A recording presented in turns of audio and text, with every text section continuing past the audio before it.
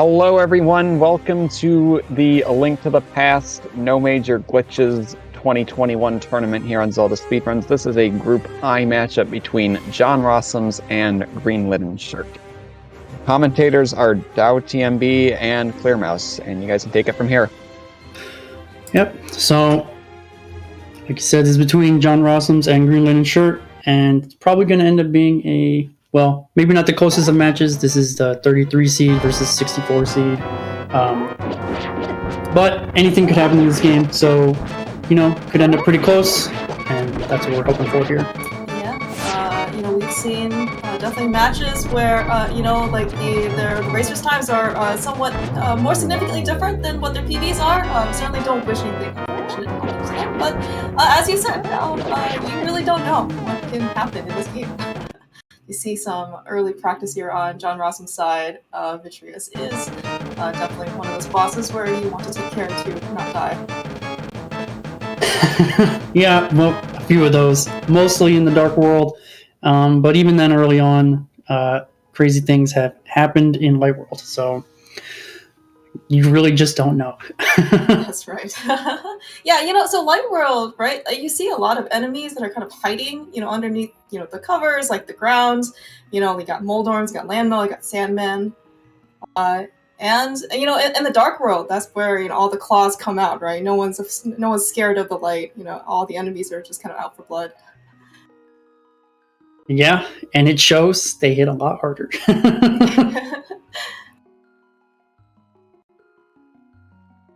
But yeah, so early on here, when we do get started, the first, few minutes of the game are maybe not the most interesting. There is definitely time to be saved, time to lose, but for the most part, what we're going to expect to see out of the racers here is, just nice clean movement, getting through doors cleanly, not taking extra hits, that kind of thing. Yeah, nothing too crazy going on early here. And we're certainly looking at, as you said, some very clean movement execution. We don't quite have a lot of tools that help us move quickly, right? So, normally kind of around the 11-ish minute mark, we get the fan favorite items, which is the boots, and then much later on in Swamp Palace, we get the hook shot, which definitely helps us go faster. But yeah, until then, Escape and Eastern Palace, we are going to go with some good old-fashioned D-pad movements. Yeah. And these, honestly, the first two splits of the game mostly get a bad rap not because you don't have the boots, but because of pumping, which is awful. We don't expect probably to see too much pumping out of either of these guys. I don't think either of them really try to push their escape times too low or their Eastern times. So we'll see what happens. Yeah, and so certainly pumping is something that a lot of players end up doing, and it does end up saving some good amount of time over the course of the run. But especially for probably newer runners just starting out, if you don't end up pumping, it's not going to be the end of the world. Yeah, all in all, pumping is going to save about 11 seconds over the course of the run. And it's something like 9 seconds in these first two splits. So oh, wow. It's basically all early here, which is where we're mostly going to see it. Obviously, we'll see occasional pumps thrown in, but that saves, 2 frames or something. Mm-hmm. Whereas in Escape, it ends up saving quite a bit. Like on this screen right here, throwing these bushes and then pumping against the door here can save upwards of 10 frames. So yeah, and 10 frames here, 10 frames there, 2 frames there. They all do add up. And what you said does make sense, right? We don't have boots, for Escape and for Eastern, so it's definitely going to be the majority of time saved here when you don't need to pump or as much when you've got better things to do. Yeah, and with that said, there's lots of small optimizations here. You can save 1 frame just by holding left when you grab the sword, which is really cool. And you can save 3 frames just by not nudging doors. So there's a lot of small things are really what we're looking for here in these early sections. Certain things like holding the sword out there that John did, which was really good to poke the guard because he didn't really have time to slash 3 times and still avoid the top guard with that RNG. So it's definitely lots of small things here and there. Yeah, and really like to to get out of escape, right? The difference between like I would say like a 5, let's say like 49 versus like a 555. It's like the movement is actually kind of hard to tell. At least from my perspective, unless you kind of put like those two runners like side by side, because like I guess going through the rooms, right? A lot of the stuff that you mentioned, right, is very subtle. 1 frame here, 3 frames there, and it's not. And unless you're very astute, some of these things you're not going to be able to catch.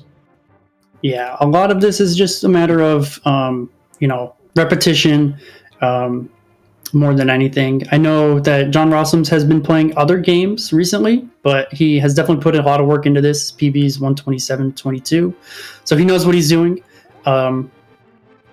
Yeah, that is absolutely nothing to sneeze at as 127 time. And Green Linen Shirt, I don't think he's played too much recently, but he does have PB from a few years ago, so definitely also has a few,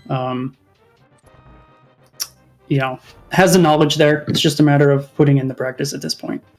Yeah, I did manage to sneak a peek, and Green Lantern was doing some de-rusting runs. Also, we might get a sneak peek of maybe some more marathon safe or marathon race safe strats coming out of these guys. So typically when you're going for PB attempts, right, you don't really pick up items along the way that can help you, like for safeties, right? The powder. The mushroom, we might see some of that actually in this race because it's very, very important to not die. Yeah, and so like here we saw a small difference between John and Green Lantern Shirt. John did the 8/ strat on ball and chain, which is faster optimally, but if you mess it up even the slightest, it actually is losing time to the strat that Green Linen Shirt did, which was throwing the pot and then slashing 4 times, which doesn't even lose that much time. So well executed from both of them. I think Green Lantern Shirt had 1 clink on the guard, which is not too bad.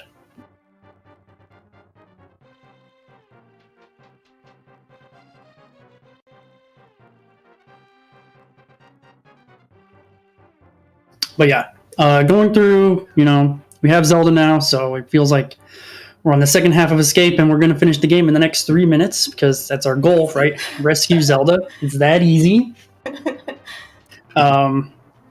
And the back half here is going to be a little bit more read and react compared to the first half.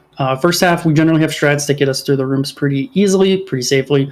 Back half here, the enemies are a little bit more wild. They kind of do their own thing, notably the rats that we're going to see in Escape here. I want to see your favorite rat emotes in chat when we murder about 45 of them here. Why do you want to murder rats? We're not going to want to murder them. They're just going to be in our way, and there's nothing to do with that. They should maybe, become more, let's say, transparent. That would be fine too. But we need to get a couple of keys to get past here. So we're going to try to not take too much damage. Good job from John there to avoid the rats. Sometimes it's hard to make that decision. Or the snakes, rather, not the rats. Yeah, the ropes here actually are not giving Greenland Shirt a good time. Yeah, and this is one of those things. Wow, that was really rude. That rope. They kind of do whatever they want. You have to deal with it. There's really not much to worry about there, or like, not worry about. It's not the word, but concern yourself with, because they're always going to be bad. Yeah, especially when these rats kind of travel northward, trying to escape from where you are. Yeah. So we had to kill 1 rat there for a key, and neither of them got the good RNG, but, it's only a second. It's actually about 2 seconds, but not that big a deal, all things considered. Yeah, I mean, so long as both runners get, very similar RNG, it's not going to be any time loss or time gain for either side. Mm-hmm. Just looking at that blue rupee that we can't pick up. So yeah, rupees are not too big of an issue early on here. As far as money goes, I don't know what money route these runners are going to do. I think JohnRossums does the rupee trees, and I have no idea what Green Linen Shirt does. So we'll see.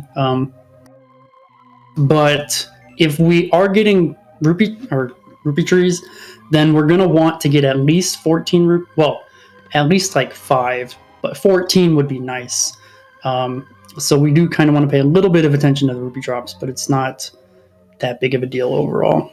It only ends up being a couple of seconds here or there if you don't get the rupees you need. Yeah, and it's actually pretty unlikely, right, to not have enough rupees, because you have a lot of potentially good drops here with the po' boys and Eastern. Worst case scenario, we just have to get like 4 pots that are out of our way. So you always have enough rupees. We would just like to get some as drops to save like 3 seconds, which is, 3 seconds is not trivial, so... Yeah.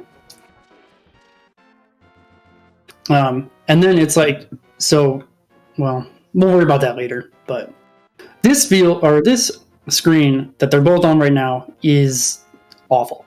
There might be worse screens. Maybe not in the light world, but... Well, both of them got Sank Heart, so they don't really run a risk of dying here, but... yeah, we saw GLS got hit, which is, pretty typical, but he only lost half a heart, which is pretty good. That's better than this screen tends to go. So I hit at the end there. So that was one of the points where you want to pump to move Link a little bit faster. Getting up the stairs lets you actually get past the guard without needing a boomerang, so it saves about 20 frames or so right there. Getting hit, he got stuck on the stairs a little bit, so sometimes that kind of happens when you're trying to pump and then get off the stairs and stuff. It's a little bit tougher as well. So, first room here with, like, I guess real tech, where we throw this pot to kill invisible Stalfos, and then only have to kill 2 instead of 4. Pretty well done by both, so good job. Yeah, we see JohnRossums also picking up some nice arrows. I heard those arrows aren't technically required, but I don't think I've seen a runner not pick up these arrows. We have an entire treatise on these arrows, and I encourage everybody to read it. But the gist of it is basically, if you don't get those arrows, there's a 1 in 8 chance that you're going to have to lose even more time later on picking up arrows in this dungeon, and then even more time later on. So, in general, it's a good idea to get them. And then our other room with some tech here.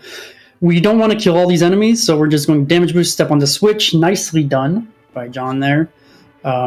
And leave the room with the big key. Yeah, if you've ever tried to do this room casually without kind of doing this tech, you can understand that those anti-fairies make this room quite tedious. Yeah. Also, well done by greenlinenshirt there. Great job from both of them.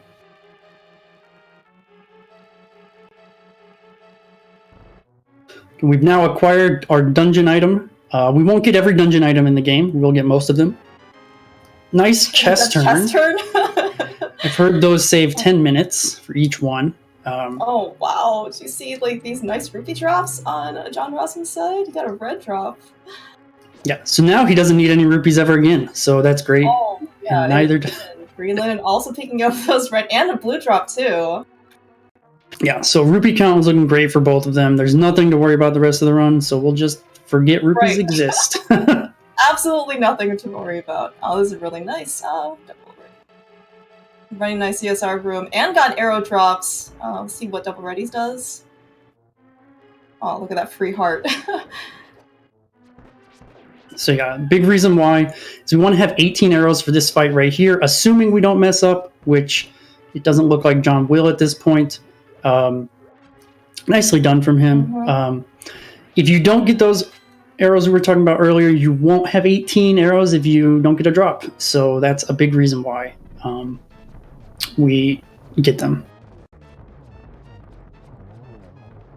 So seeing a good fight here from greenlinenshirt. Excellent. What we really don't want to see is a red Armos.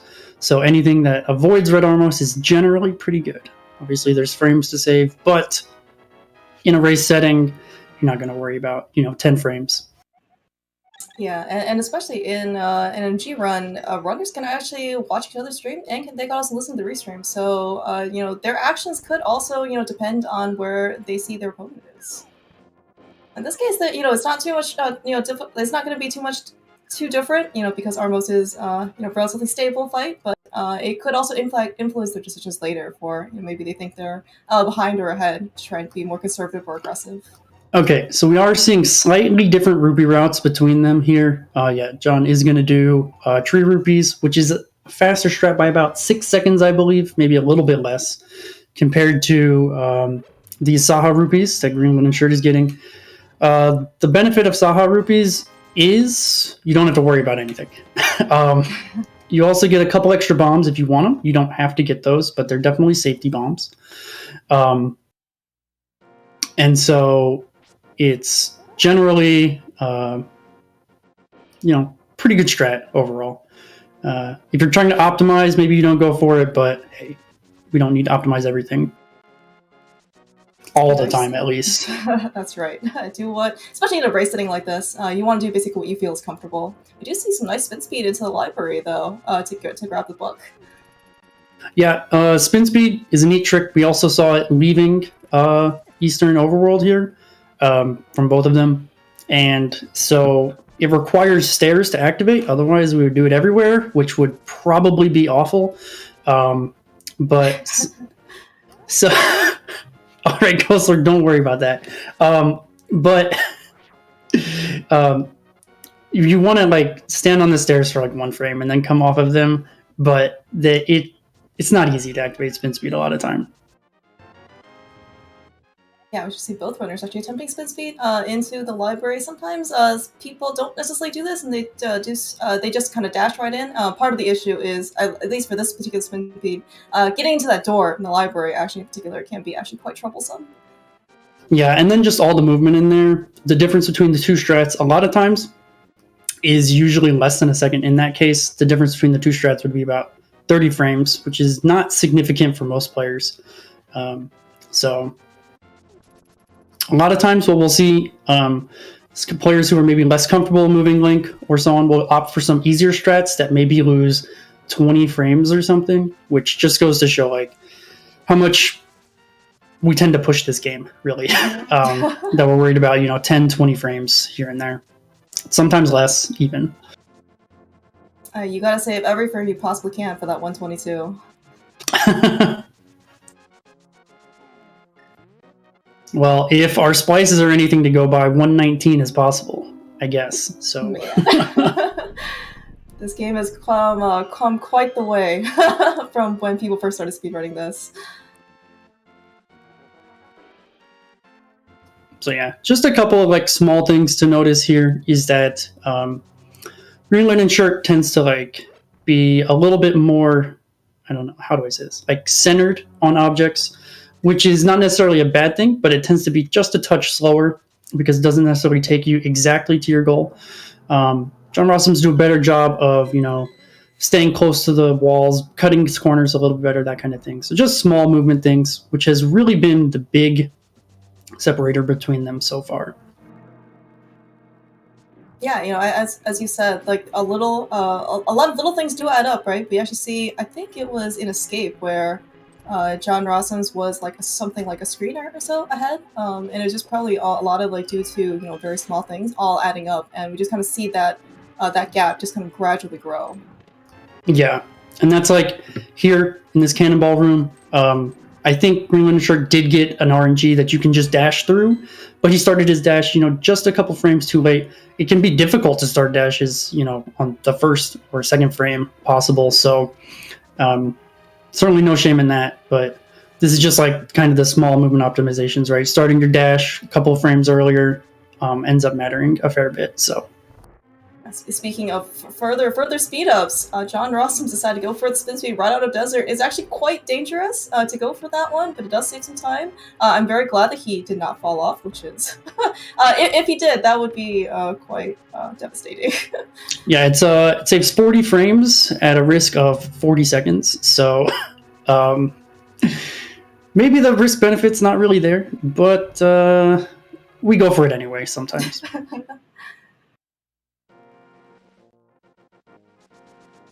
Yeah, so whereas Armos kind of has a nice set way to handle the boss, coming here into Lamolas, no, that's not true. We're going to hopefully fire somewhere between 12 and 14 arrows and defeat this boss in anywhere from 2 to 3 cycles, but we'll see what they do for us if they give us a chance for that. Yeah, the first cycle, I think, is typically more, relatively speaking, predictable because there are fewer patterns. But stuff after that, good luck, and hopefully they will behave. And yeah, we can see here, this is the typical ammo fight when it goes even the least bit wrong. All of a sudden, there's 3 worms on the screen flying in different directions, and you're just trying to land any shot at all, hoping to beat them. And unfortunately, this is not good arrow count for JohnRossums because we do still want, I believe, 8 arrows to finish out Light World here. So 0 is not great. 0 is indeed less than 8. Maybe you can pinch, the zeros to look like 8s. Yeah, so we will have a couple of opportunities for arrows, but it is going to make some of the rooms a little bit awkward here. So I do like this control that greenlinenshirt showing in the lemo. Ooh, okay. Showing a bit, not spamming arrows. Okay, good job. That was a pretty good fight. This is actually a very good reason why, as to even if you are one of the best runners in the world, you pick up Sang Heart, because you really don't know when you are on your last half or full heart. Yeah, absolutely. In particular, this upcoming dungeon, Tower of Hera, notable for... please don't get hit, John. Okay.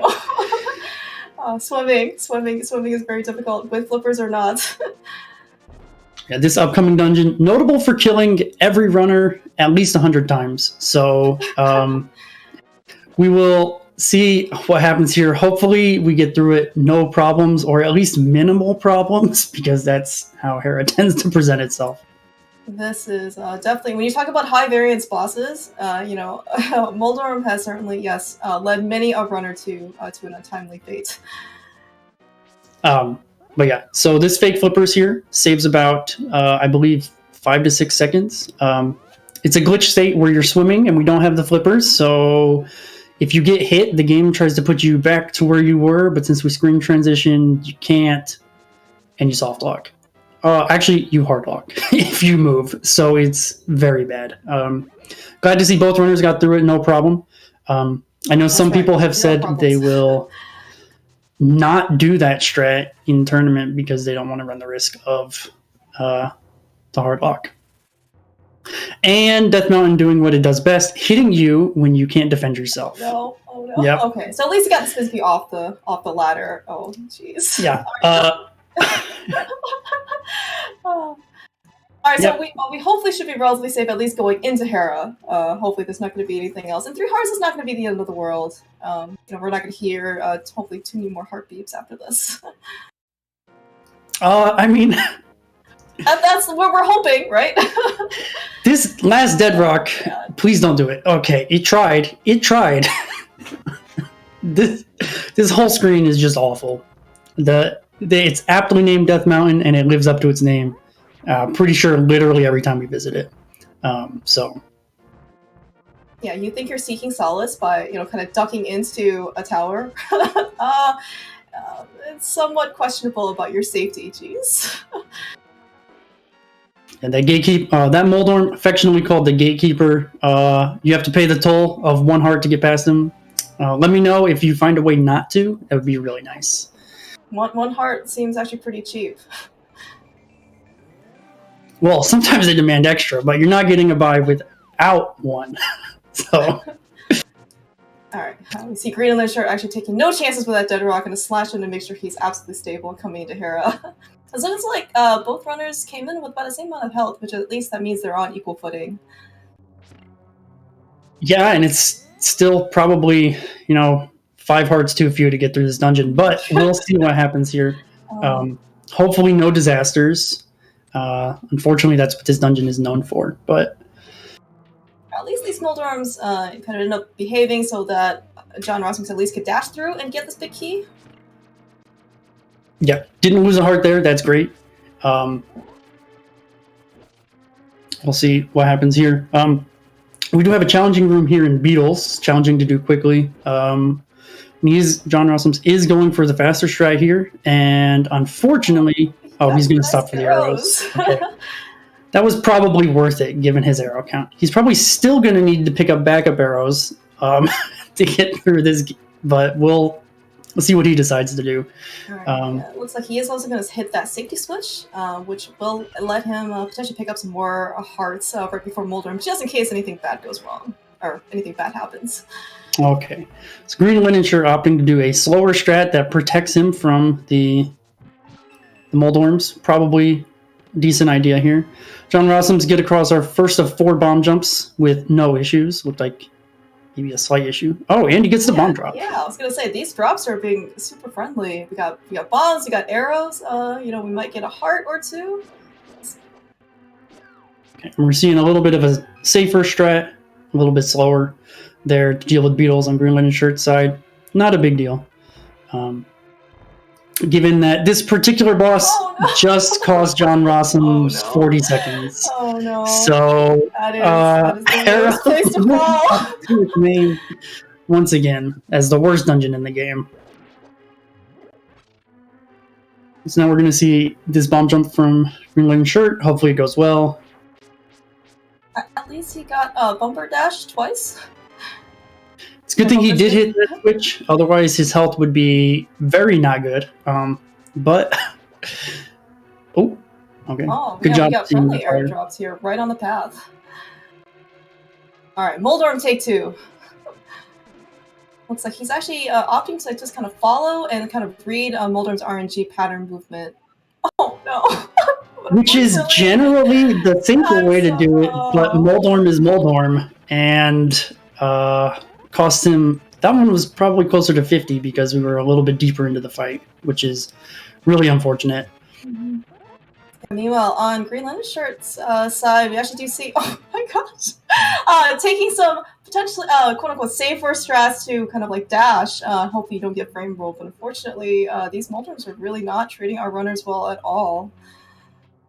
Yeah, I mean, that dash was safe, mostly, but that's the risk of dashing through Moldorm is sometimes you just get hit, and it's not your fault, it's the game's. Mm-hmm. So it's just how it is sometimes. JohnRossums just barely went too early there. Probably attacked Moldorm a handful of frames too early, and then didn't mess it up afterwards, so that was good. Oh no. Oh no. That looks super close. So it's what you want to do is you want to hold against the edge, but when you dash through Moldorm and you turn around and slash and there's like 8 things going on at once, sometimes you panic a little. Dead Rock's proving terrible. You're talking about Moldorm's gatekeeping? Yeah, this is I'm glad we're off Death Mountain, is what I'm going to say. Alright, Moldorm, please come back so we can kill you. Alright, okay. So 3rd time's a charm for both runners. It's probably going to be, hopefully not too... Moldorm is a great equalizer, of runs, and a great time eater as well. So, John did get the backup arrows there, which I thought he might. We're doing tree rupees here, so he's going to have to kill 4 more enemies to pull a tree to get red rupees out of the tree. And greenlinenshirt will not have to do that, so he'll save a few seconds here on this segment over JohnRossums. But they'll be synced back up technically in terms of routing after they enter Aga Tower. So. Yeah, and of course, we certainly don't wish any misfortune for JohnRossums in particular, because right now he can't get hit. Well, if he gets hit, he has to do the backup. He has a backup route, but ideally he would just be able to kill things and get those tree rupees. Yeah, so we're definitely hoping to not get hit here because backup trees lose anywhere from like 5 to 10 seconds. It can be pretty rough sometimes. But John's definitely done them enough that I'm not concerned in the slightest here.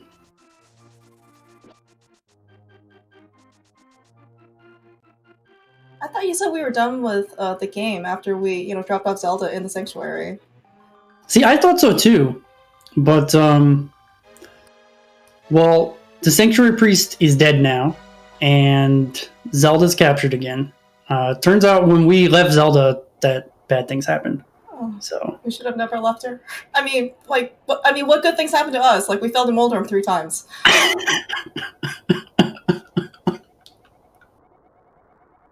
Yeah, and wasted all our arrows on Lambolas. That's right. And run our face into the wall a few times. That's gotta hurt. But yeah, so here we see JohnRossums does have the lead still. But Agate Tower is a neat dungeon here. Okay, we are getting the mushroom on greenlinenshirt side. Yeah, and so we're actually going to see whether or not John the greenlinenshirt actually ends up turning in that mushroom to get actual powder.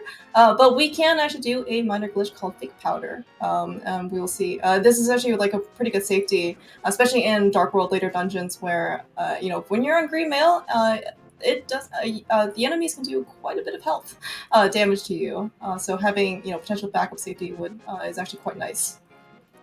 Okay, and another thing about the mushroom versus not getting it here is that in that most recent room, you saw JohnRossums beam 2 guards and then dash through them. That's to preserve drops later in the run in Turtle Rock to hopefully get a fairy. If you don't get powder or the mushroom, that is extremely important because you will die in Turtle Rock. John will get 3 more rupees in Circle of Pots. He'll actually get 6 more rupees there. So they're in our way entirely. Basically, you can't avoid them unless you really try to. So there's no reason to avoid them. So here, yeah, we're spinning the guards. You can see the heart dropped, which means that we could still get the fairy in Turtle Rock, but we're less likely to. If we do end up getting powder, it's not going to be the biggest deal, but it is just something to look out for. Yeah, in particular, when we end up killing some potentially mini Helma swords on Pod, we don't really want to see that fairy kind of floating around. Yep, exactly. Okay, Circle of Pots doing his usual thing where both guards get in your way and you can't hit them. And John dashing through an enemy and getting frame ruled. It's great. Oh no, it was so close. Just getting bullied by these guards left and right. Yeah, so a big thing here is that in terms of guard aggro, bonking is going to cause all the guards to charge at you. So that bonk that greenlinenshirt had lost a little bit of time because of the bonk, but mostly lost time because of the guard aggro. Yeah, in particular for guard aggros, if you ever try to dash through that dark maze and get all the guards' attention, you are not in for a good time. As far as the runners feeling behind, they have the opportunity to watch the stream, so they know exactly where they stand if they choose to watch the stream. So maybe they're not watching this, maybe they're just watching their opponent, maybe they're not watching anything. Certain players do better, when they're just focused on the game and nothing else. So yeah, certainly, as you said, like the most important thing for these runners is to just be comfortable. Tilt can be pretty terrible and can just really derail your performance. So yeah, as Kosler said, this is not in fact RNG. We can manip Aga. It just involves playing frame perfect for literally the first 30 minutes of the game. So since neither of the runners I think managed that, it's RNG. And it's just a matter of how much time we're losing here. Of course, I think I counted 3 blue balls so far on JohnRossums' side. Meanwhile, greenlinenshirt is starting his fight. This is okay. Looks like we at least get 3 blue balls, which is pretty average. We're definitely gonna hope that greenlinenshirt gets something similar. It is unlikely for a huge amount of difference in terms of the number of blue balls between these two runners, but I guess still anything can happen. Oh, I'm so sorry. Greenlinenshirt. Well, this could be the classic three of one into three of the other on round 2. I hope it is, but we'll see. Yeah, seeing 3 blue balls early on definitely did not bode well for this. All right. Well, in good news, we have a shot still. Oh, all right. There's nothing good. We got 5. 5's like the worst. It's just awful.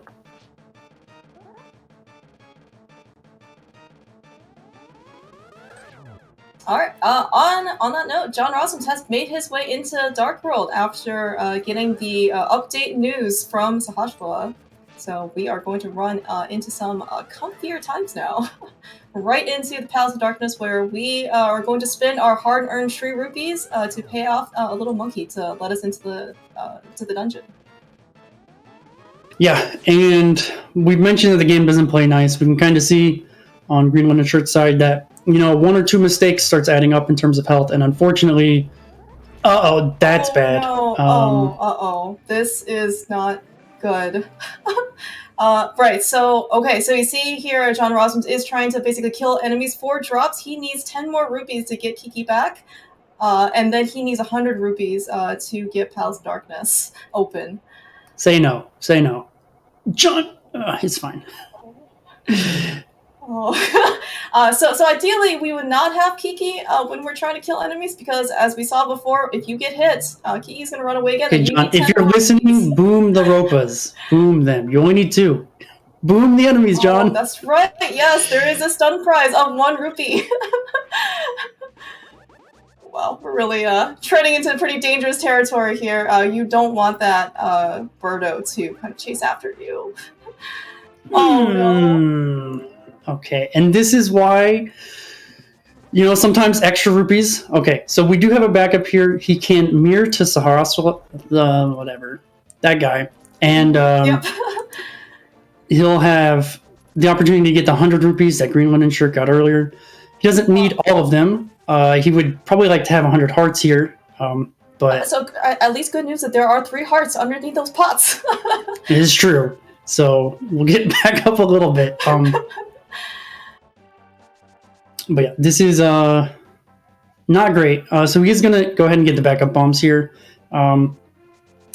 which will just give him extras. And hopefully we have no more shenanigans here. And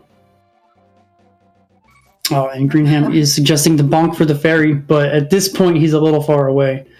But that would be an option.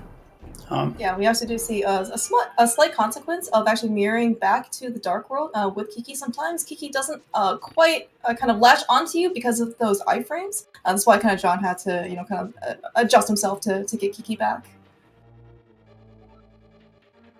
But yeah, so now that we're safely inside of Palace of Darkness, we made it. That's right. We're certainly past all of the hard parts of the video game, and nothing could possibly go wrong from here. Absolutely. Runs have never died past the entrance of the Palace of Darkness. So what we are going to see is we're going to get a couple of keys in this dungeon, and by a couple I mean a lot.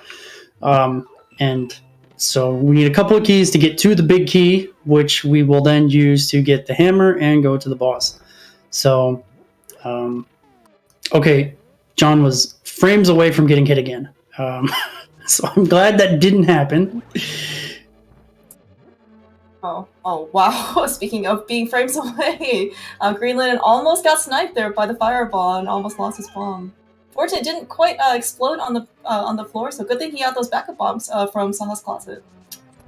Yeah, even without getting the backup bombs, there's enough bombs in pod and elsewhere that we're probably okay. It's just a matter of timing when you choose to get them and how many other bombs we end up wasting due to, you know, similarly bad enemy RNG. So we'll see what happens here. But we are coming up on one of the neatest tricks in the run, which is the hammer jump. This involves being pixel perfect, twice, and really not quite as hard as it looks, but it is pretty hard. So we'll see how both of them handle this here. Yeah, it is one of the few tricks that you can do in this game that is not RNG dependent. So you can really just practice your heart out for this. Okay, so yeah, I was worried about that. Green Linen Shirt was a little far away from the bomb, and the bomb might have been placed a little bit too far right. But it's... I think he had both pixels. It's a little bit blurry and stream's going a little bit too fast for me to tell exactly, but that might have been the case. And JohnRossums is taking an intentional death here, which maybe seems a little bit silly. But what we really want to do is to not die to the boss of this dungeon. Right. So taking a little bit of extra damage to, refill your hearts is probably a good idea. Yeah, and especially, considering the circumstances that JohnRossums came into Pod with only 4 hearts, right? That death warp out to kind of refill his health is certainly... hi! Okay, so death warping in dungeons is allowed because it does the exact same thing as mirroring does, and is slower. So we don't really care inside of dungeons. Outside of dungeons is a different story. It can save time, so we tend to avoid that.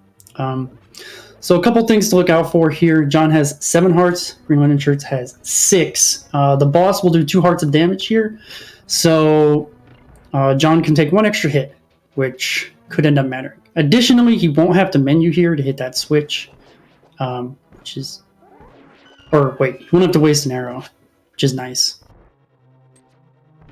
Yeah, we actually see the difference, really also between 7 and 6 hearts is one of the biggest reasons why people also do end up picking up Sank Heart, because, as you said, you get that extra hit as safety when you're fighting against Helmasaur.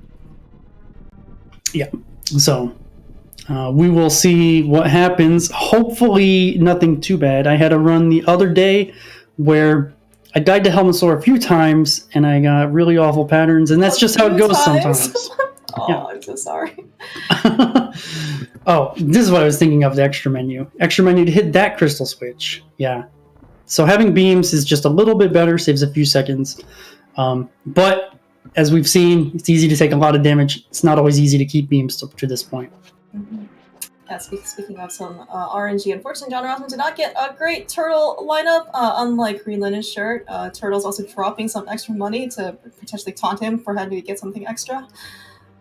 So JohnRossums showing off the new tech of Spin Speed Helma, where you can hammer from a million miles away and still get it. Oh, Green Linen Shirt tried it. Looked like he released the spin speed just a touch early, so he didn't get what he wanted there. But maybe is deciding not to do it here after he missed that. But good fight from John. No issues there. Hammer out, sword out. Hammering is a little bit safer, but still kind of tough to do. And that was a pretty good fight from Green Linen Shirt. Yeah, he took no damage, which is definitely something. Yeah, great job from both of them. So we got 0 deaths to Helma, which is awesome, and we had to trade that for 3 falls from Moldorm. Yeah, that's good. And now we have the worst part of the Dark World, or the best part. You kind of get to reset in between splits here. We're going to have about 50 seconds of cutscene in between each of the dungeons that we beat here, where you're just kind of mashing. Some people don't like the mashing. Personally, I use it to kind of mentally reset. Exactly. New split, new me. Try not to tilt too hard. Yeah, that's right. Especially after multiple Helma deaths, that is it certainly takes some recovery. Yeah. So next we're coming up on probably the easiest split in the Dark World, which is Thieves Town. With that said, it's very long, and we still only have 8 hearts. We're not exactly super healthy here. So what can happen is a couple hits here and there, and then all of a sudden you're low on health, and you die. So while it does tend to be a little bit easier, a little bit less to worry about in this split, it is longer, so mistakes add up a little bit more.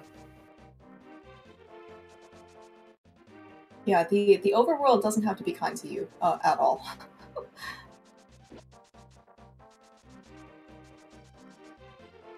Okay, that dash strat from JohnRossums is a little bit worried about that high dash like that.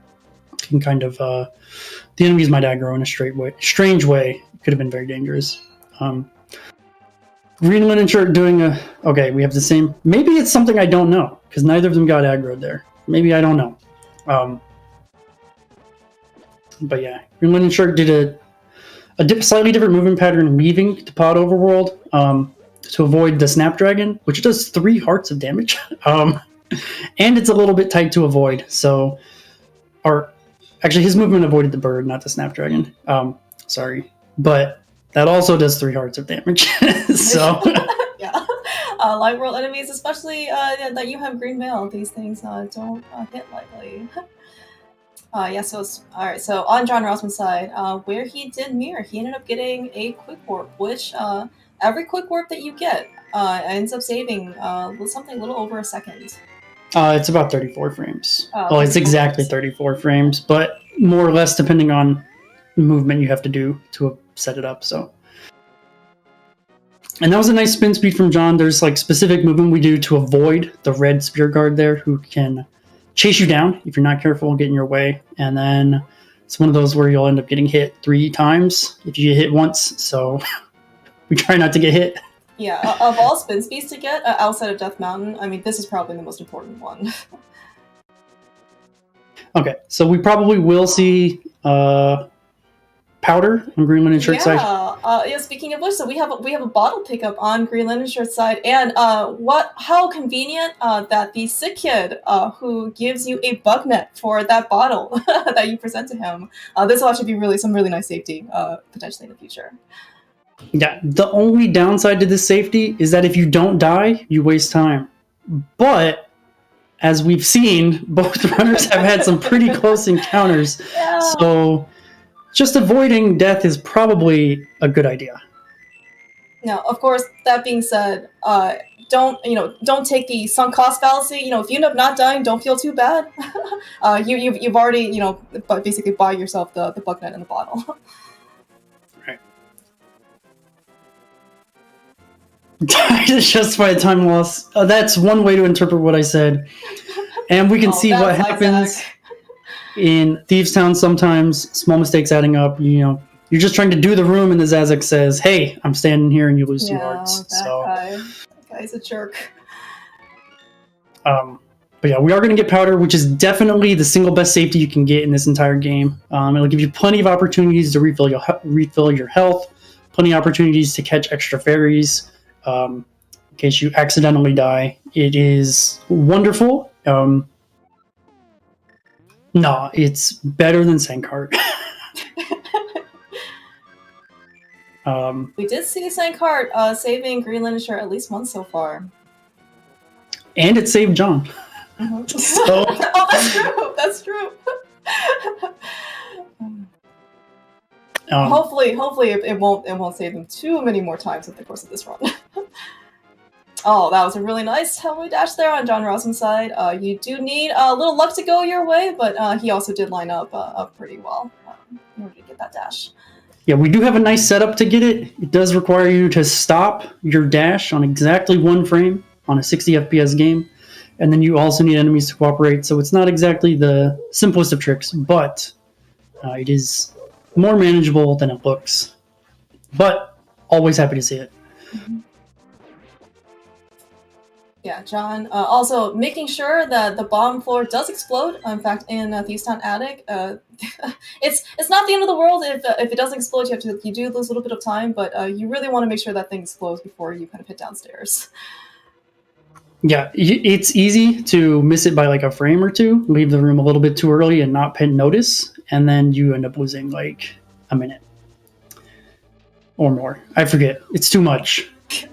Yes. It's like every strat, right? Save frames, lose minutes, something like that. Something like that, yeah. And as Kaznode says, and that Zazek's just in the way, and there's another 2 hearts. That's why this dungeon, that's not great. Luckily, we will have an opportunity to powder some things relatively soon. So, as long as we can get through Hellway here, we'll be fine. That said, it's called Hellway for a reason. Yeah. Yeah, definitely approve of picking up that backup safety heart at the top of the hallway. We saw that we actually already have spent it, so definitely time worth spent. Oh, it looks like Green Oh, Linen no. Shirt might have actually gotten the pixel and then moved off of it. Ooh, okay. Great. Fine. Maximum efficiency for the fairy.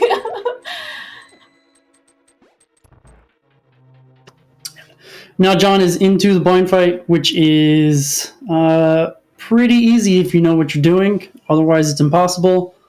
And if we mess up, it's also impossible. So we're hoping not to mess up. Yeah, And even if you get slightly off script, it actually did not look like JohnRossums really did. You really want to make sure you can finish the fight. The refight that you come in is actually quite brutal because you have to start at the bottom of the screen and blind starts at the top, and it is really not a fun time. yeah, and it's tougher because you saw there John was above blind to start the fight. In the refight, blind is actually higher than in the original fight, so you can't stand above him. So it's actually less safe. Additionally, because of that, so Yeah, certainly at this point, the runners don't only have fighter shields, so all those fireballs that are just basically flying at you, you really have to just basically move to avoid them. You can't even use your shield to block or anything.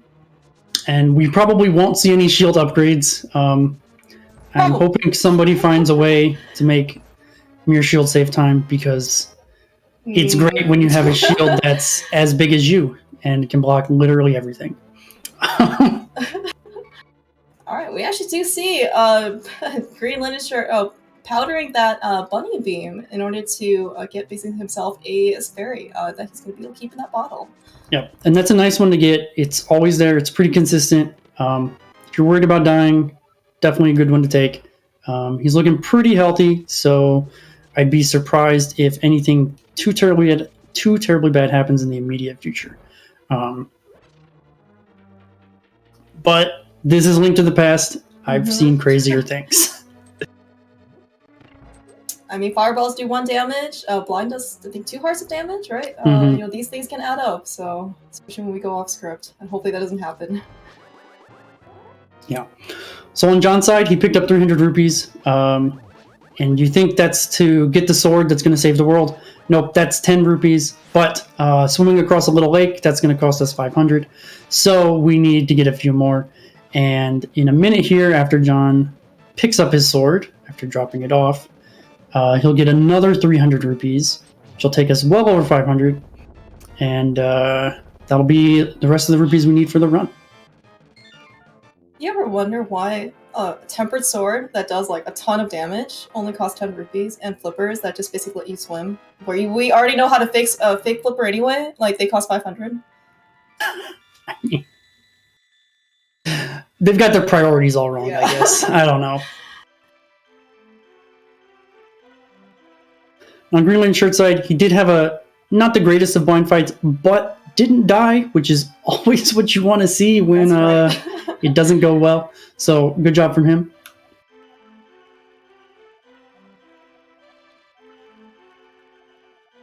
Unfortunately, we got some bad Moblin RNG spear in there. It just barely nicked him. So the dash wasn't quite complete into Skullwoods. We are coming up on one of our first competitors for worst room in the game. Right here on John's side. These Gibdos do 2 hearts of damage, and they don't like to play nice. Luckily, they did pretty well here. Luckily, this is a really nice room. Now I'm certain, getting blocked by the other one, because why would both rooms ever go well?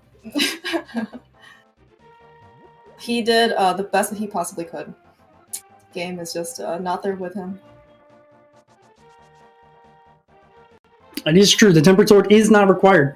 It does save a little bit of time, actually, about 20 seconds optimally, but more realistically, like 40 to 50 seconds for most players. So it's definitely worth it.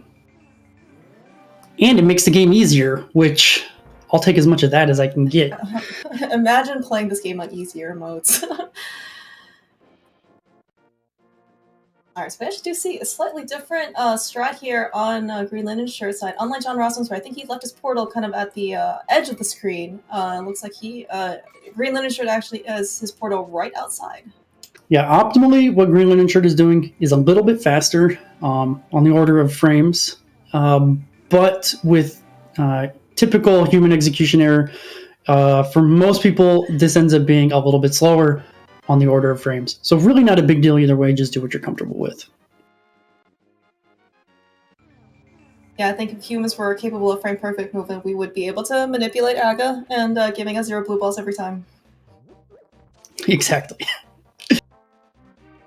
I appreciate the easy stride here from JohnRossums. This room is one mummy hallway where things go bad if they go wrong. So keep it easy and it won't go wrong, probably. And it didn't go wrong there. So good job.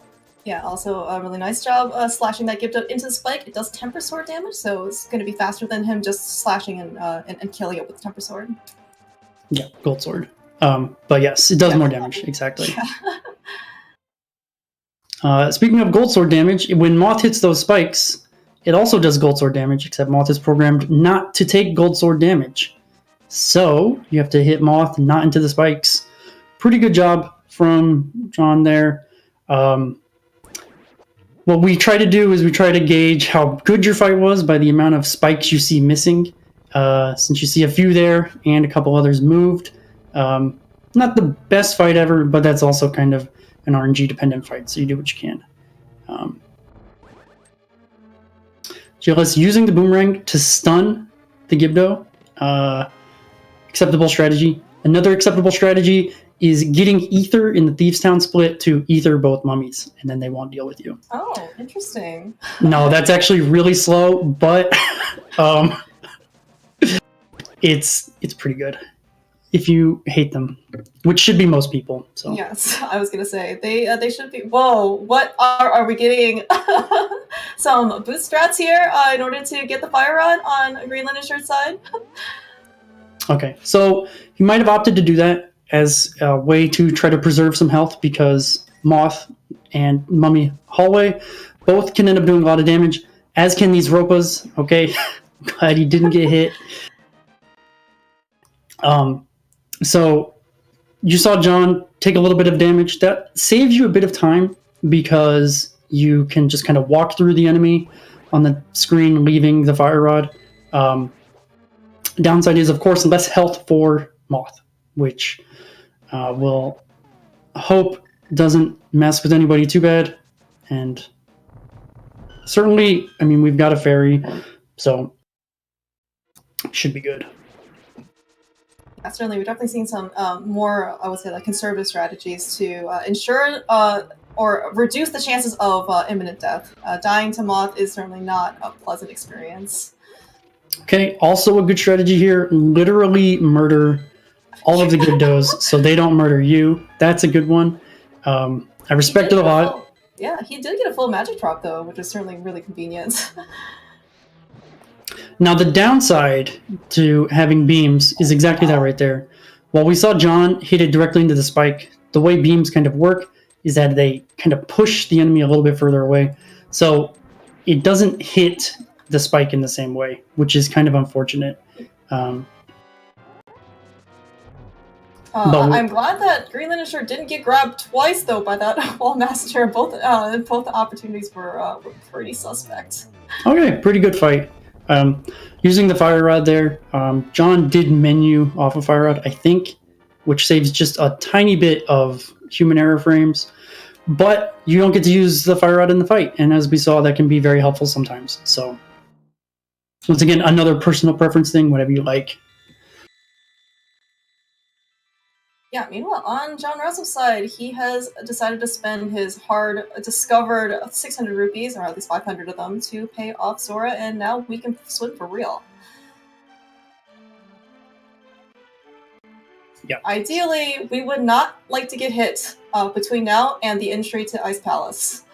However, this upcoming screen here definitely makes that quite the challenge. Yeah, we only need the flippers for like 3 screens, actually. It's kind of wild. Oh, that's not good. All right.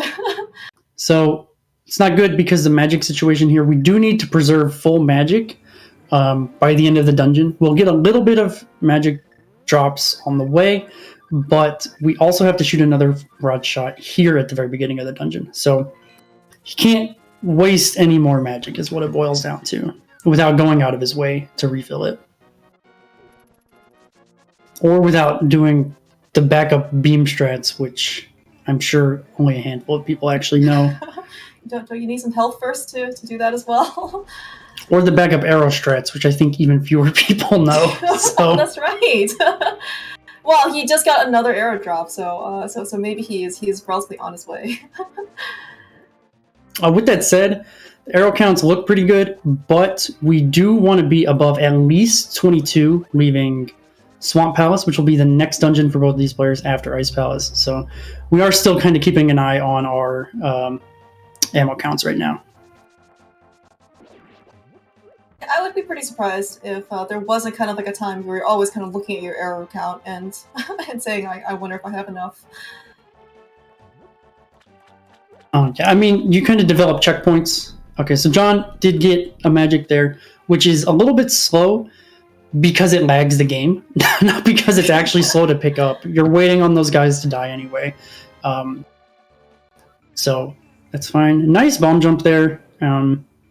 You have a couple of pixels you can stand on, but when you face down like that, it's fewer. So good job from John there. Well set up, well executed.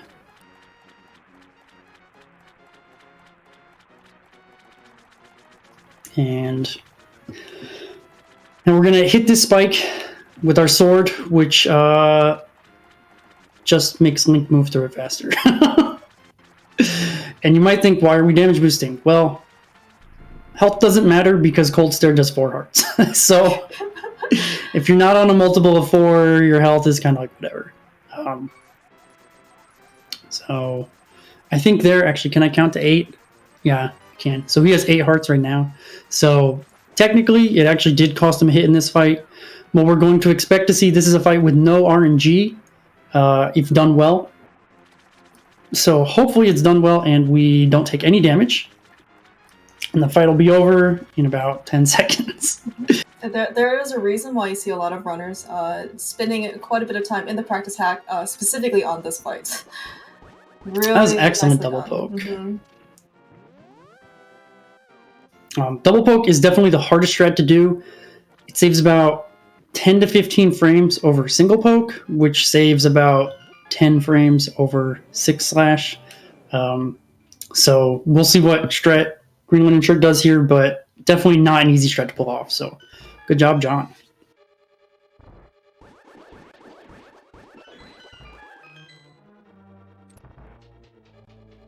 Yeah, you also mentioned earlier that we don't end up picking up every dungeon item. I believe we left the one in Ice Palace behind. We did, and it was the blue. It is the blue mail. If we were to get it, we'd have to get the big key, which, if you look on greenlinenshirt screen, is literally one room away from us. Unfortunately, it's blocked by a giant barricade, so we can't get to it. And so you think, oh, blue mail is a mail upgrade. Yes, true, you do take less damage. But then Cold Stare does 3 hearts of damage instead of 4. So still very dangerous. That being said, though, the dungeons kind of after Ice Palace do assume, at least the game thinks that, well, you know, you have indeed gotten the blue mail, so it really doesn't hold back in terms of how dangerous enemies are. No, absolutely not. And even Ice Palace is dangerous. Even though there's a lot of like small enemies, the boss itself can be brutal. But here on John's side, we're actually going to stop by Swamp Palace first. We're going to pick up a couple items, well, at least one item. I don't know if he's also going to get Ice right here. But we do need the Ether Medallion to finish the game. So we're going to pick that up first here. And we can see, I think that's good. Maybe not far enough left. Oh, no, that's good. Okay. The cues are a little bit different when you're facing right versus facing down. And so I wasn't quite as familiar. Yeah, second he just wasn't quite quick enough in order to kind of beat that fire bar, though. So Sad just kind of waited out to make sure he doesn't take any more damage. Yeah, that's a good call. Once again, he's on 6 hearts here, so Coldster does 4. If he does take the intentional damage here, to put you on 5. If you had taken another heart, that put you on 4, so that puts you in the danger zone. Yeah, dying to cold stare is especially punishing because if you've actually at least gotten to break cold stare shell, you have to go back and kill cold stare again. You need to go find yourself a full bar of magic. Yeah. So what we might see is greenlinenshirt powdering an enemy for some health here, which would give him an extra hit on cold stare. See if he chooses to do that. It doesn't look like it, which is probably a good call. I mean, he still has a fairy, so, even though you're maybe in the danger zone from the boss itself, you have a fairy which gives you iframes and 7 hearts, so you're probably going to be okay. I certainly hope. But yeah, now John has every item he needs to complete the game, aside from a couple dungeon items. So, oh no. Unfortunately, he kind of got sniped there by a falling icicle. Oh, and so unfortunately, he couldn't always get all the cold stare puffs in the corner. Luckily, as you said, we do have that fairy, so hopefully and these 2 ones are almost dead. Yep, okay. This one still needs about 6 hits, I think. So, almost has it. There we go. It needed 7. Yeah. So you can see the iframes there from the fairy helped a lot. Don't have to be worried about anything. You just kind of finish up the puffs that you need to. So John got past one of the 3 screens that we need flippers for. And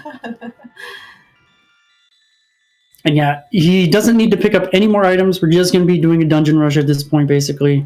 We're going to be picking up the hookshot in this dungeon, the Cane of Samaria in Misery Mire, and then that's it for items. So yeah, even though this is going to be a dungeon rush on Swamp, it's not going to make actually the traversal of Swamp any less tedious, unfortunately. Yeah, this is, if you get your items in this split, it is the longest split in the game by over a minute. So it kind of drags a little bit. And that's capped off by having the longest crystal cutscene at the end as well. Oh, man. So it can be kind of boring and a slog to get through. So what tends to happen here is that you lose a lot of just frames in rooms because you get bored, and being in water is kind of awkward. So movement is a little bit weird and stuff like that. But yeah. So usually Swamp isn't really one of those places that people die in as often, but these enemies can really nickel and dime your health away, right? You get, maybe you lose a little bit focus on a screen, you get hit here, you get hit there, and suddenly you're down to 3 or 4 hearts, and you really didn't realize that anything really even happened. Yeah, and like you said, it's still pretty unlikely to die. The boss is not the most dangerous, but sometimes you get a really bad pattern. You get charged pretty aggressively by the boss, and then the boss does 2 hearts, and then you get behind in the fight, and then you're kind of panic a little, and you get hit 2 or 3 times. So a lot of small things can just add up in this dungeon. Mm-hmm. I do not know about that, Fox. Oh, sorry. I didn't mean to interrupt you. No worries. No, I was just going to say that JohnRossums is at least hopefully through the majority of the tedium here in Swamp, finally going to make his way to get the big key. Unfortunately, this is something that we do need because we need the dungeon prize for this. We need the dungeon prize for this dungeon, and we can't get it without the big key, unlike Ice. Yes, we need this item for precisely 2 reasons. One is to get across this gap that is in the room we get it in. And one is to fight the boss of this dungeon. Everything else we can kind of manage our way around, mostly. We also don't need it for Ganon's Tower, but it's very nice. As we've seen on greenlinenshirt's side, it sounds like he potentially doesn't need the hookshot for Ganon's Tower. That's true. And it does, it is a little bit slower to use the hookshot instead of hovering, but it is much more consistent when Moldorm doesn't frame rule you, which, as we've seen today, is kind of up in the air, whether that's going to happen or not. But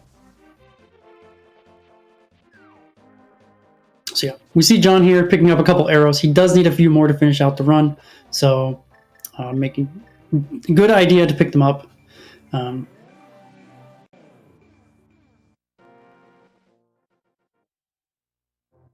Need the hook shot for... That's not allowed in this category. We don't appreciate clown brutality, so.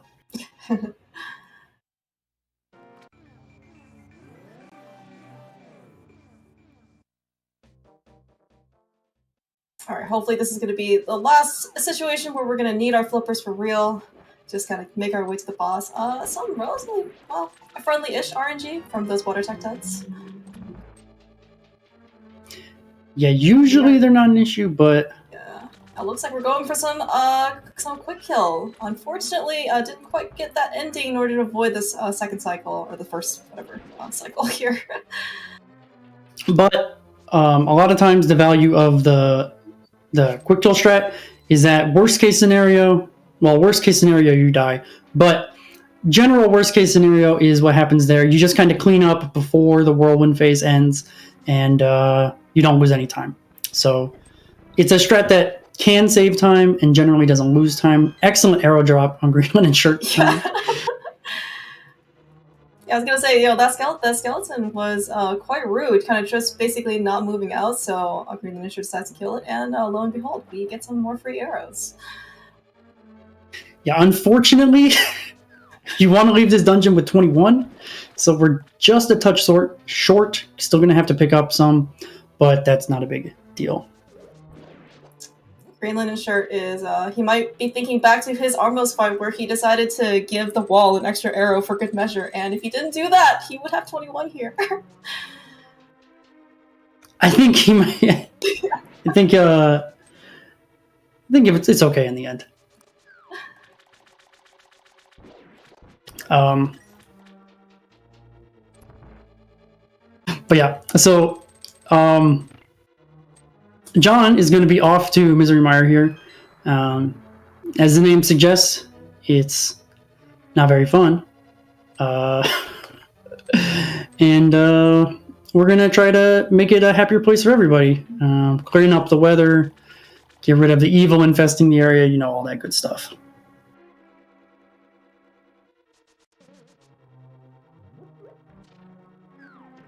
So it does turn out that the Ether Medallion, in addition to turning all enemies into ice blocks, is also a tool for, getting rid of the rain. So that's pretty nice.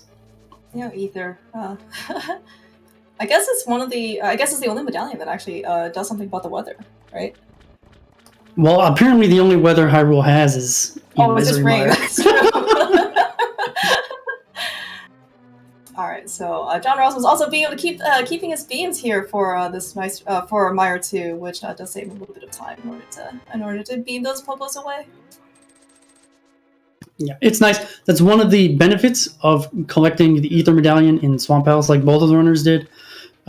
Some people will collect Ether in the Mire split, which means trekking up Death Mountain before doing that room, which means losing hearts most of the time before doing that room. Yeah.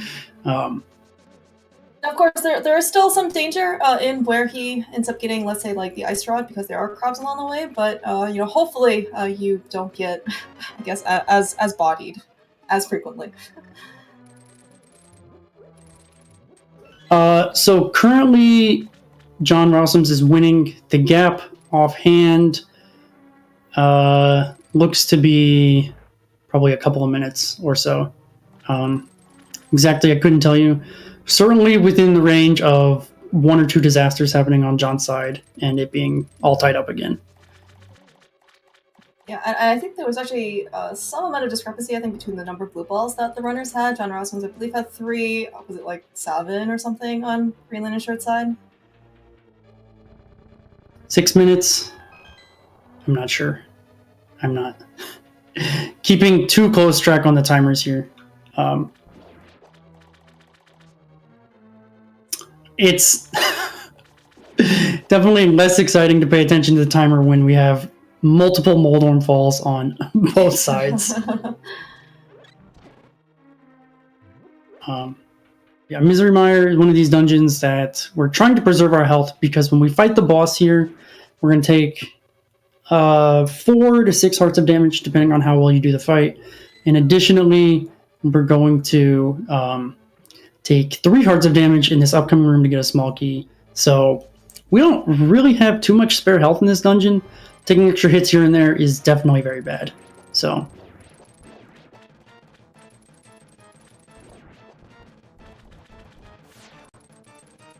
yeah, we can see it's definitely a safer strat on greenlineshirt side.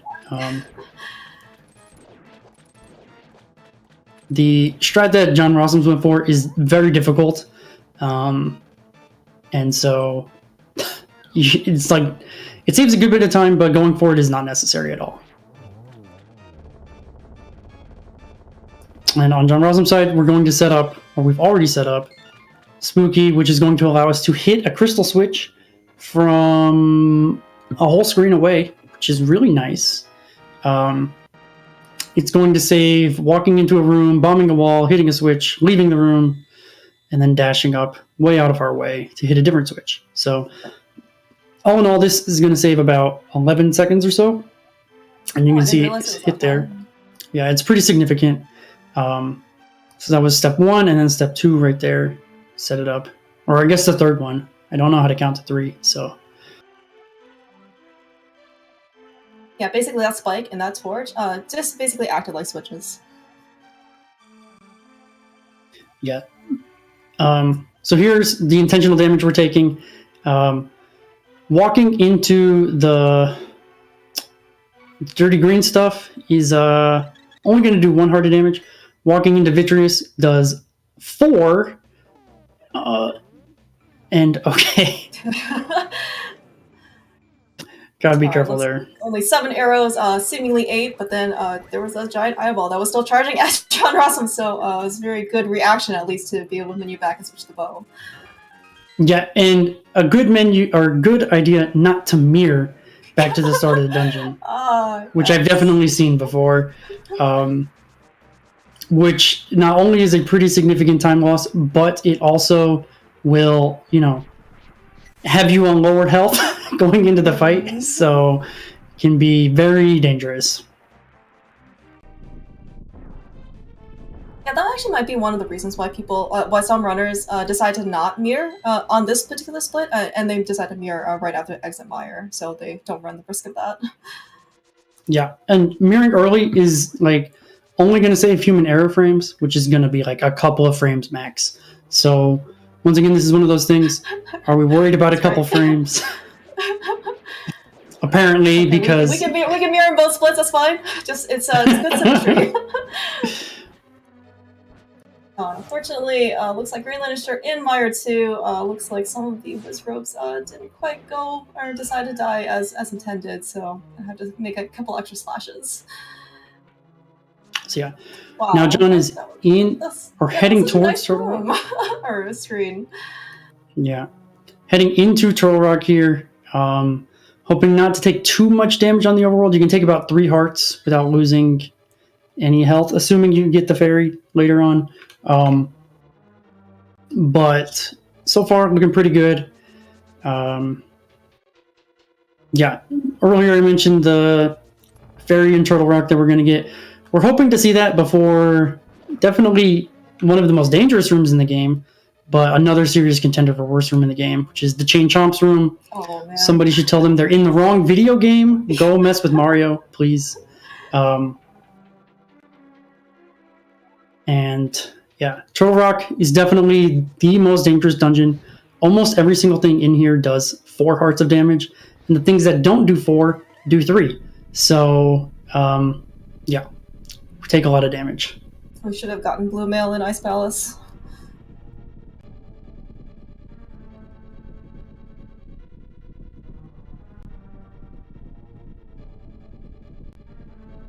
Sorry, I'm laughing. I may have 3 Waffle Houses within a 5-minute drive of me that are all open right now. Oh Oh man, that was some really unfortunate borrowed movement. So normally, if you come into the, Turtle Rock, you're blessed with sword beams. You can actually kind of beam that Bari away so he doesn't knock you off. But he kind of just moved this like too close to JohnRossums. So then when he ended up slashing, killing the berry, he actually and also ended up getting electrocuted. So in that case, what you want to do is counterintuitive, but just take the hit. You won't get pushed off the platform, and it will be faster. Really, we don't need beams. We're expecting, like I said, you can lose up to 3 hearts before it starts to be an issue here. John's currently missing 5.5. He's going to hopefully get the fairy in this upcoming room, which heals 7. So you can afford to take a few hits early in this dungeon, or in the overworld.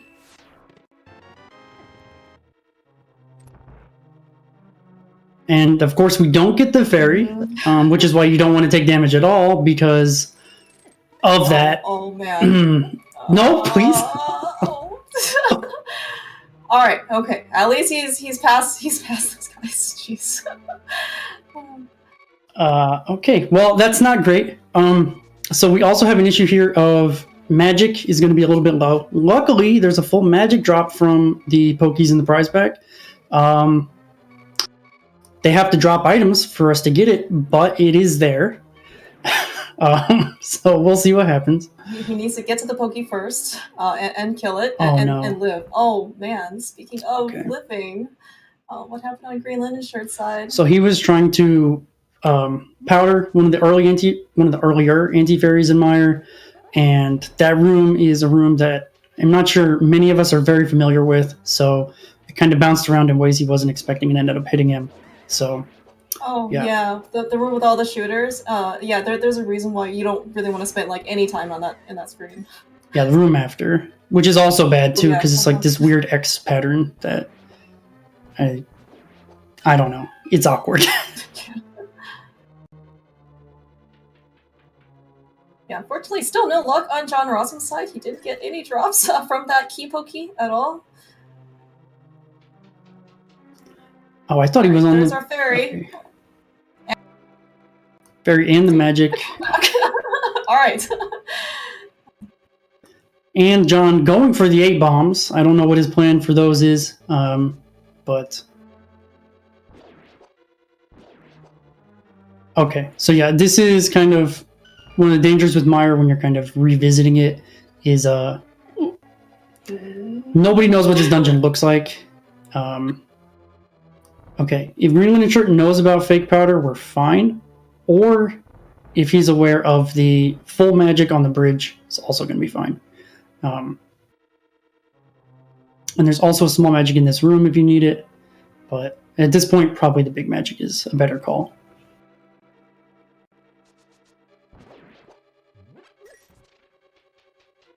Either way, he will need magic to get to the... Okay, we do know about the big magic. That's good.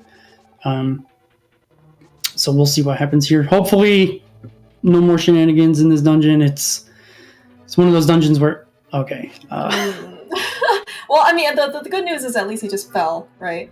Laser hits also do 4 hits of damage. Oh, no. Oh. Jeez. Okay. Okay. All right. All right. We potentially... We still have a boss fight to get to. Jeez. And nothing will go wrong in this boss fight. Trinex only does 4 hearts of damage. Not a big deal. It's never killed anybody before. That's right. We're gonna be I fine. guess, right. So worst case, if you really need to take a hit, try and body slam yourself into Trinex's shell. That only does 1 heart as opposed to the head, which in this case will kill you. Yeah. Mm-hmm. So we'll see what happens here. Hopefully nothing bad.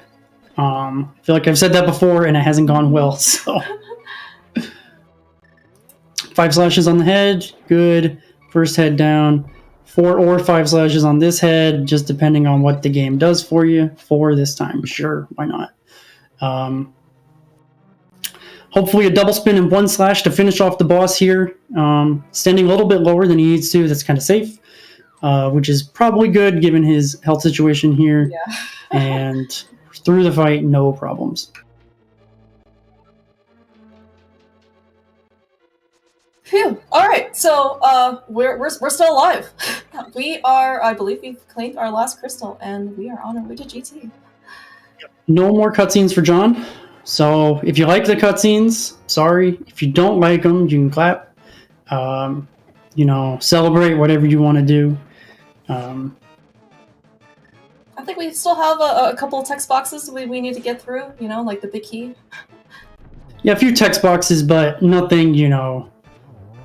No life stories. That's right. We have no more maidens or princesses to rescue. We've got them all. So, since both of our runners are in crystal cutscenes, I want to know everybody's favorite crystal cutscene. Which one do you like the most? Which one's the shortest? Thieves Town. Okay, that's my choice.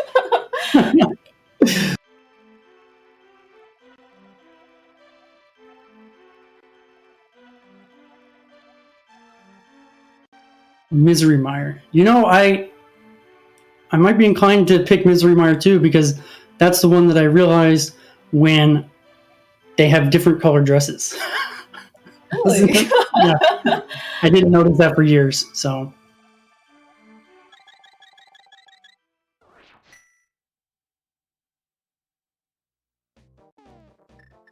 But yeah, we're on to GT on John's side. GT is definitely the most challenging dungeon. Not the most likely to die in, although deaths do happen here, but definitely the most challenging dungeon to do quickly. A lot of high execution rooms, especially once we get to the gauntlet, which is around the midpoint of the dungeon. But lots of time to save here, lots of things that can go wrong, lots of things that can go well. So we're hoping to see lots of things go well. Yeah, given all the misfortunes that's kind of befallen our runners so far, it would be nice if they can take a break. Yeah, Ricker pointing out the torch key on John's side, which saves no time. It's the slowest key, but it is the safest key. Right? Yes. So not dying is the ultimate time save. Not messing up rooms to the tune of 20-second disasters is also a good time save. Oh, John almost had a really, really good room there. Just barely messed up. Oh, no. Unfortunately, Greenlinenshirt got dead rock twice here on his way. At least he had some time to pick up that fairy, but oh, jeez. Maybe it's just better to reset. Reloading the room. Alternatively, what you can do here is you can dash all the way to the left and deload the dead rocks, and then they will respawn to get in your way again. But at least I don't know if Greenlinenshirt knows this, but when the dead rocks are frozen, you can powder them to turn them into, I think those yellow hoppy things. I think you can kill them then. Yeah, but it's one of those things that you just don't think about in the moment. Right.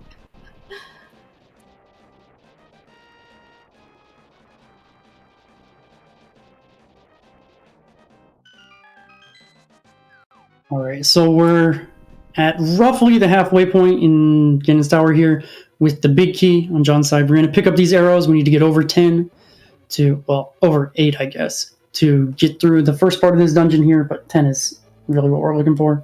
We're going to have a couple of really challenging rooms here in Mimics. We'll see what kind of strat he opts for. Difference between the fast strat and the slower strats is only 20 frames. And yeah, that's Mimics for you. Mess up a little bit and the room refuses to cooperate. So good Mimics too. Yeah, unfortunately. He did get some an additional 5 arrow drop. Not quite the 10 that he saw on the bottom of the screen, but certainly those arrows would be helpful for a gauntlet here. Yeah, we really don't need too many more arrows at this point, unless you're... Well, no. You really don't need too many. In other categories, maybe, but in this category, we only really need about 2 more, and it's only really nice to have. Mostly we want 1 for that first enemy here that he arrowed, and you want maybe another one to clean up this room. And then in these other rooms, you don't really care too much about the arrows anymore.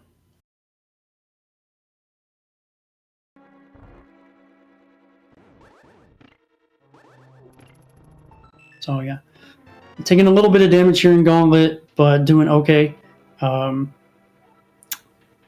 Nice bow, Gauntlet 5, which is a little bit scary sometimes because the enemy gets away from you, but it is a tiny bit faster because it saves you magic later on. Yeah, that was a really nice knife on the arrows in that last room of the Gauntlet.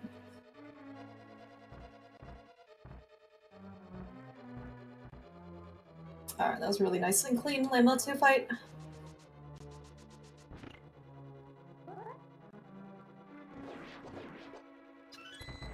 What's nice about the back end here of GT is that we don't have too much RNG to deal with after Lamolas. We have a little bit in this bridge room that we're going to see on John's side, and that's about it, really. Okay, I'm glad that the hit that he took didn't end up kind of it still let him basically get the quick kill with the Camus Mario for the Wiz Ropes. Yeah.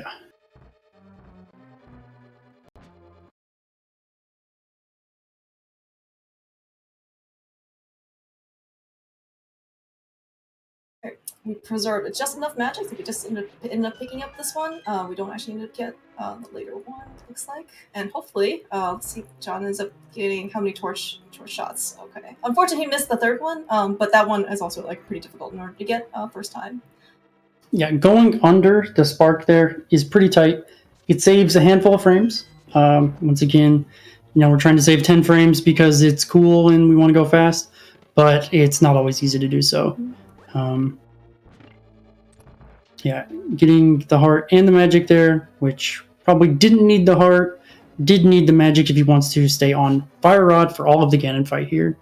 And Moldorm finally cooperates. And yeah, why couldn't we get that the first time? we hookshot across, the last usage of the hookshot here, except for some maybe iframe stuff.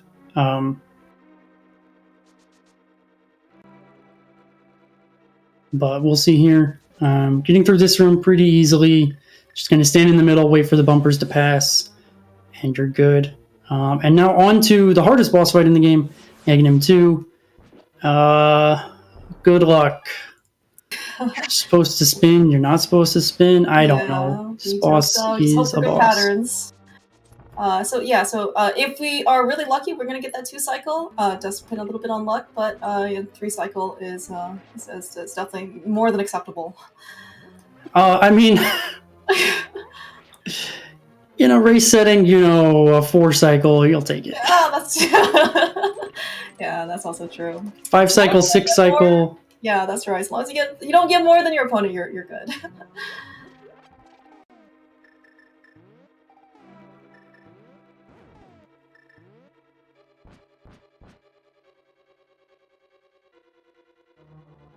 But yeah, now John is on to the Ganon fight, the last fight of the game. All it's going to take is 12 hits in Phase 1, 12 hits in Phase 2, 4 hits in Phase 3, and 12 hits in Phase 4 to finish the game.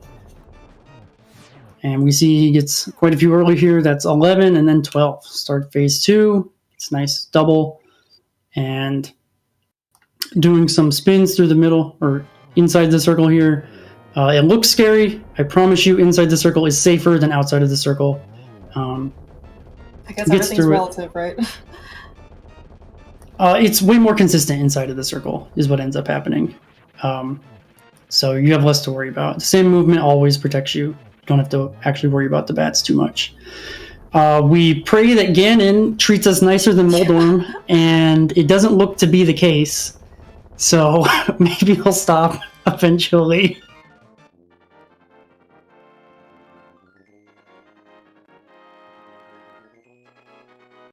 And then we're going to have one last hit before one last trick on Ganon. And we want to light this left torch before the right one goes out. This is a dangerous double to go for. Okay, and we still get it. Excellent. Yeah, get torch ledge with the fire rod, no less, so that's always really nice.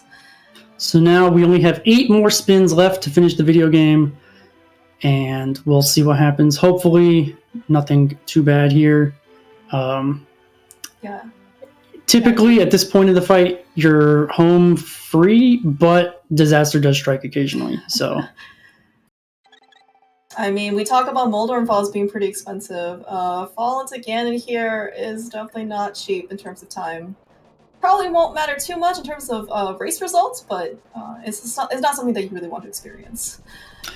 Nice fight from John, aside from, the uncontrollable stuff, and congratulations to him for finishing.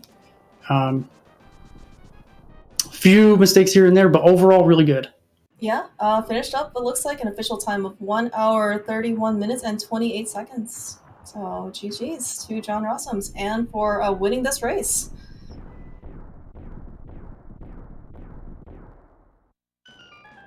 Definitely very action-packed run.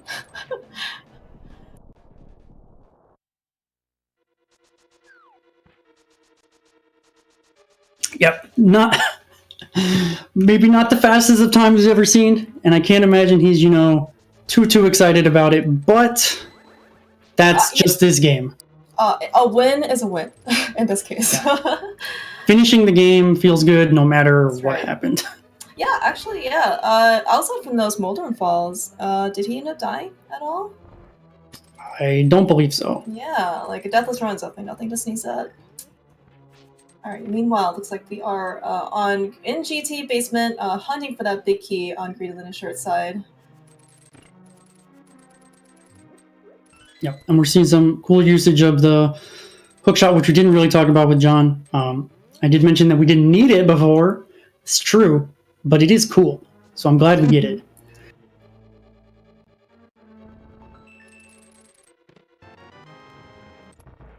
How convenient of them to put a key right before the door. Thank you very much. Although how mean of them to make a pushing block puzzle in a room with 600 blocks. So you kind of wonder who ends up living in like GT basement. Like, I don't know. You have to really maneuver yourself around in order to get through these rooms. Yeah. So here we're coming up on the Ice Armos fight, and like Liam mentioned in chat a little bit earlier, this fight kind of decides what happens in your Ganon fight a little bit here. So what we want to see from it is a consistent fight. It doesn't necessarily have to be fast. It just has to be consistent. And then you will always get the same result in the Ganon fight.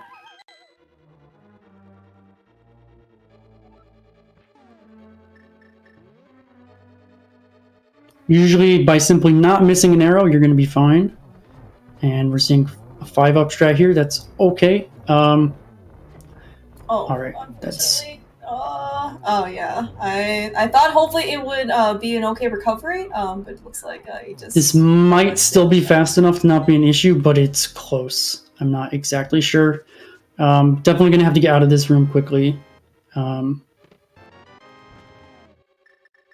So we'll see what ends up happening here, but be on the lookout for kind of a little bit funkier bats on greenlinenshirt side.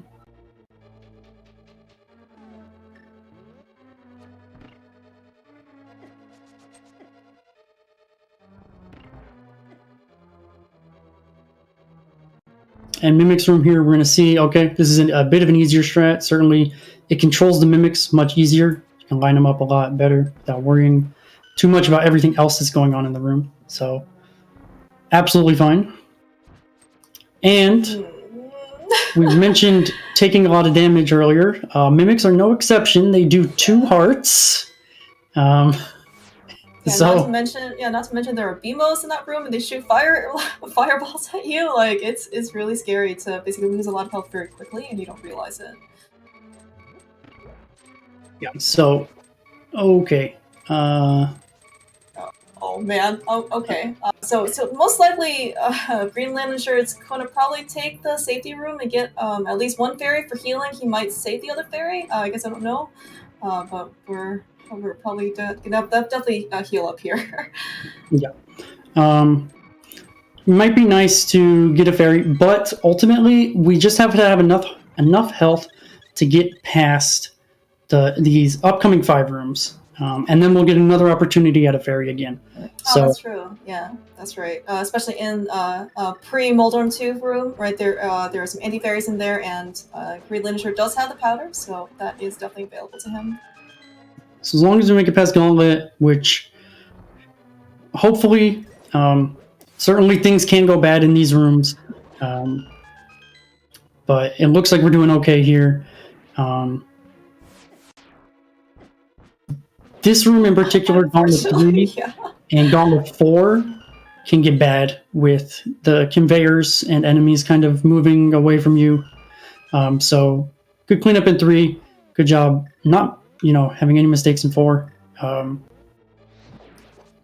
Been using the fire rod to guarantee that kill on the skeleton, which it's not guaranteed with the bow, so it's definitely a little bit safer.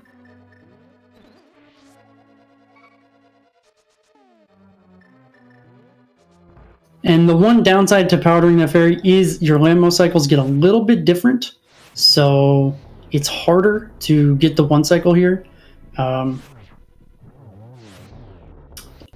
Okay, we're 2 cycles fine. Magic is a touch low, so we're gonna have to be careful here. Probably going to do the torches room slightly differently than we would normally, which is not a huge deal, but it is, a little bit scary if you don't quite know how to do it. So, Because I think it would just be lamp only at this point, right? Because you still want that last pip of magic in order to use for the Wizrobes coming up. Yeah, we're going to use the magic here for the Wizrobes, and then we're going to need to pick up a magic pot, which is above the southmost lamp or torch in this upcoming room. So you have to do slightly different movement than what you would typically do here, with having enough to lamp it. So nothing too different, but just a little bit different. So looks like we're reasonably comfortable with this. Yeah. So you just light them a little bit differently in a different order to guarantee that here. And then we're fine. I think I did hear the jingle, so he is not in danger of despawning upper GT at all. That would be pretty sad if that happens.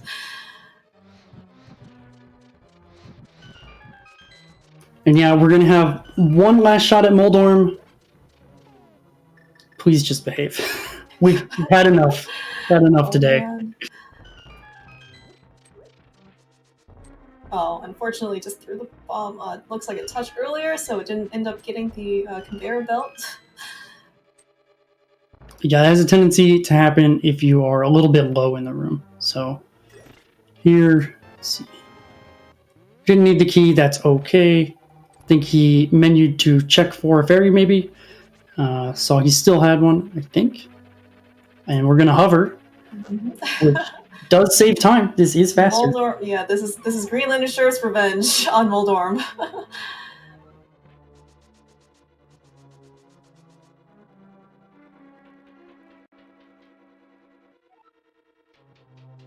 Darn. The really bad part about failing that is the way Moldorm behaves when you revisit the room is different. So Oh, can get in your way a bit more. That was unfortunately pretty close.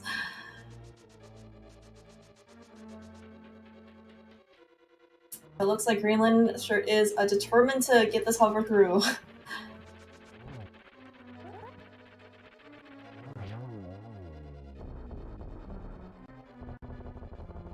Had it. Well, we did have the one hover earlier in Skullwoods, which is decidedly not necessary. Alright, and a chest turn for good measure. Second chest turn of the run. So I do appreciate. I do winning appreciate our this. hearts. Yeah, I appreciate the symmetry. Right, it was third try Lambo 1, Moldorm 1, third try Moldorm 2. So.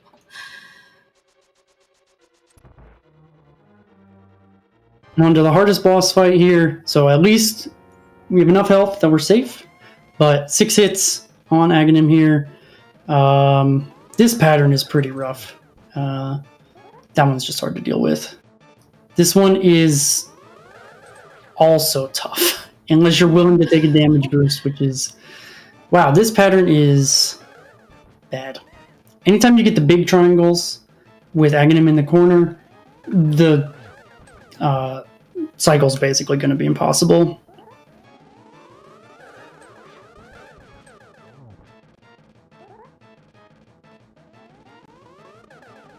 I think we just need one more hit, if I was counting. I don't count this boss because Never mind. Hopefully only now one more. Because your hits don't count sometimes. Oh, man.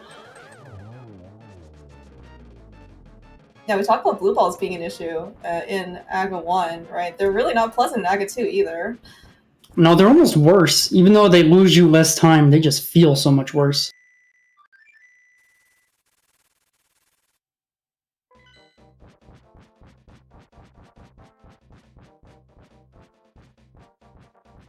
Alright, trials and tribulations later, we are finally ready to take on Ganon. So once again, 12 hits in phase 1, 12 hits in phase 2, 4 hits in phase 3, and hopefully no warps, and 12 hits to finish out phase 4. So missing the double spin there, I don't know if it's possible to get, maybe just barely missed the 1 cycle phase 1. But this warp position should make 1 cycle phase 2 easier. We're up to 6 hits. 11, 12, there we go. Yeah. Still took a hit. He's kind of avoid these bats here. He does have a safety fairy, so he can end up taking one more hit, but certainly the most dangerous part of this fight is over. Mm-hmm. Fire bats, I believe, do 2 hearts of damage, so he's not in Oko mode quite yet. But of course, you definitely don't want to touch Ganon at all. No, not at all. That does 8, which is the single most damage of anything in the game. It's pretty rough. Yeah, the game, I think, expects you to have red mail at this point, which is the dungeon prize for Ganon's Tower. You know what? I respect the lamp torch glitch. It is really quite a lot in order to kind of keep track of things. If you have to basically light still both torches and still, get your silver spins in, it can be, especially at this stage, you just kind of want to finish out the game, right? Mm-hmm. Absolutely. All right, we have taken our 1 hit potentially.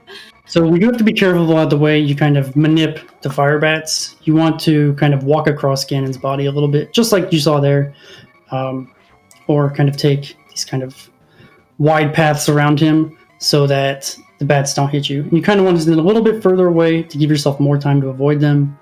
And aside from the one mistake here, it's looked pretty good on this fight.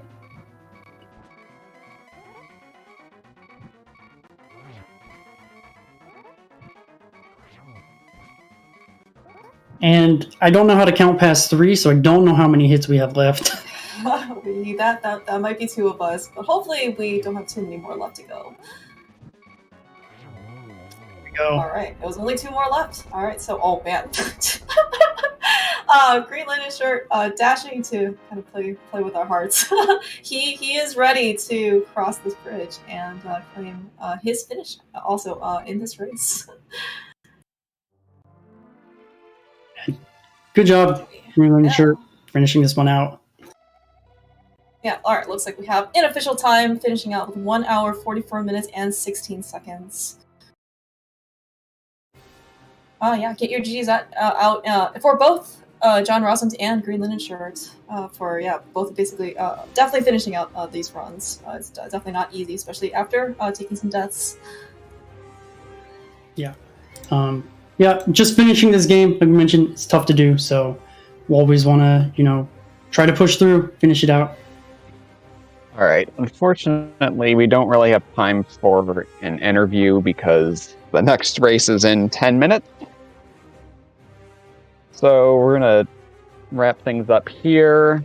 Let's give a shout out to our runners. Thank you for putting on a great race. JohnRossums and Green Linen Shirt. Thank you to our commentators, DowTMB and Clear Mouse.